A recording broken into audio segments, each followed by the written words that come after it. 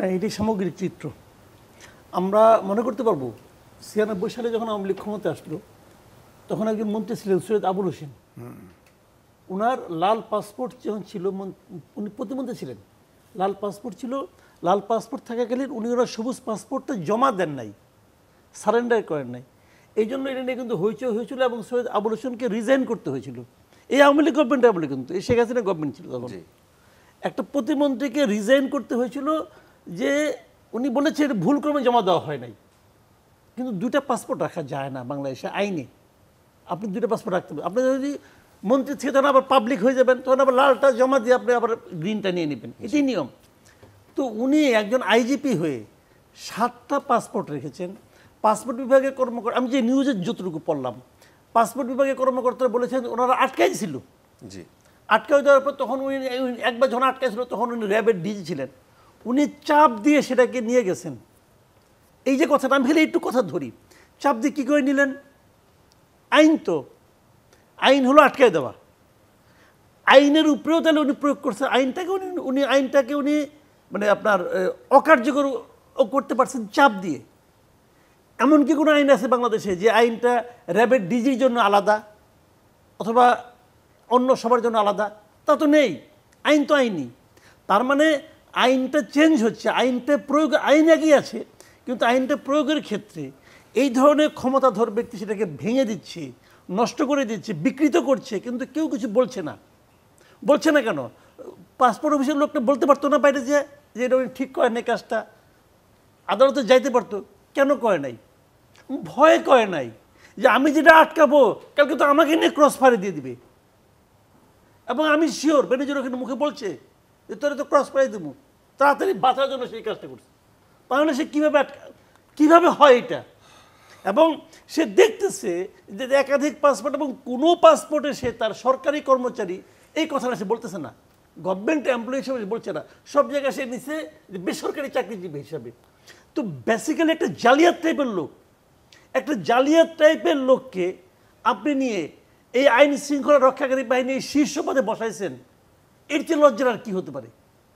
এবং আপনি কি মনে করেন এটা একাই? অনেকে এরকম ক্ষমতাধর অনেকে হয়তো এগুলো করছে, কারণ এই দেশে তো আইন তো এইভাবে তো উদাহরণ তৈরি হয়। দেখেন একটা কথা আমি বলি মাঝখানে একটা ঘটনা, এই যে পুলিশ অ্যাসোসিয়েশন তারা তো আপনার বিবৃতি দিয়েছিল যে এই সমস্ত তাদের সদস্য, সাবেক সদস্যদের বিরুদ্ধে ঢালাও পত্রপত্রিকা লেখা হচ্ছে, ওরা কিন্তু একটা বিবৃতি দিল। এই যে ঘটনাটা প্রকাশ হলো, এখন ওই অ্যাসোসিয়েশন বিবৃতি দেখ যে আমাদের সাবেক এই লোক এই কাজটা করেছে, এটা অন্যায় করেছে, আমরা ওনার দায়িত্ব নিতে চাই না, দেখ বিবৃতি। তাদের বিবৃতিতে তারা কিন্তু ওনার নাম উল্লেখ করে নাই, কিন্তু নাম উল্লেখ না করেও এটা কিন্তু স্পষ্ট বোঝা গেছে যে ওনারা কি বলতে চাচ্ছেন।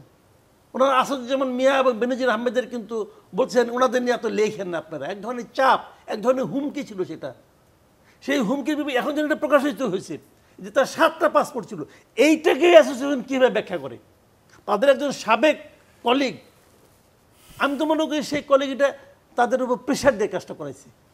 আমি মনে করি বেনজির আহমেদ, আসাদ সাহেব ওনারা প্রেশার দিয়ে ওদেরকে দিয়ে বিবৃতি দেওয়া হয়েছে। এটা কেন মনে করি জানেন? আজকে দেখলাম আরেকটা পত্রিকায় যে মতিউর রহমান সাহেব উনি যেখানে চাকরি করতেন, উনি ওনার অধীনস্থ যারা ছিলেন তাদের কাছে হোয়াটসঅ্যাপ মেসেজ পাঠিয়েছেন, পাঠিয়ে বলছেন আমার এই দুঃসময়ে আপনারা মাঠে নামেন, আপনারা একটা বিবৃতি দেন। সেই মেসেজ আবার ফাঁস হয়ে গেছে, ওরা বলে দিচ্ছে। তো ওইটা হয়তো সেভাবেই হয়েছে একসময়। এখন যারা এখানে এই অ্যাসোসিয়েশনে আছেন তারা তো ওনারই অধীনে একসময় কাজ করতেন, এদের অধীনেই করতেন। হয়তো সে পার্সোনাল রিলেশন হোক অথবা প্রেশার হোক অথবা চক্ষু লজ্জার খাতিরে হোক, তাদের দিয়ে এই কাজটা ওনারা করে। এখন তো ওনারা বিব্রত হয়ে গেছেন।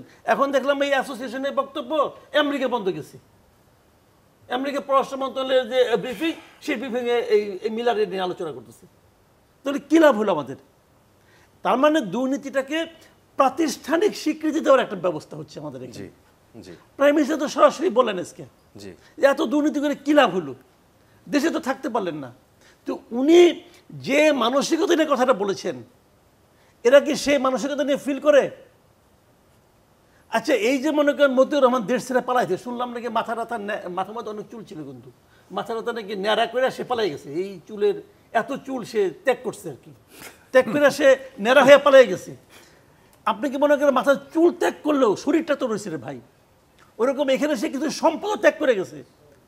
আপনি কি মনে করেন এইটুকুই তার সম্পদ? বিদেশে তার কিছু নাই, সে বিদেশে মহা আনন্দে থাকবে।